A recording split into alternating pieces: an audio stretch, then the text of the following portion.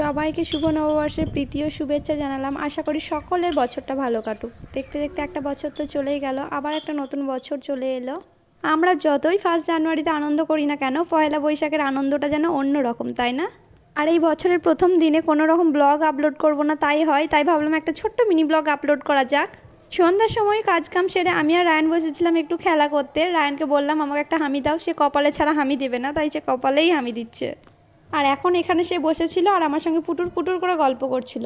আর এই যে হাতে গাছটা, এটা সে কিভাবে ছিঁড়বে তার প্ল্যান করছিল। কোথায় থাকে ওটা? কোনখানে থাকে? তাই রায়ান তুমি কি করছো? তুমি করছো তুমি গুড বয় হয়ে আছো। ওটা হামি দিয়ে দাও, ফ্লাইং কিস দিয়ে দাও।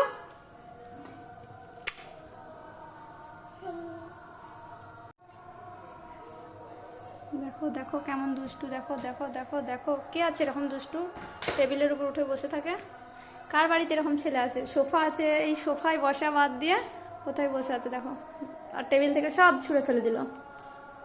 কই তাকাও এদিকে, এতটা দুষ্টুমি কেন?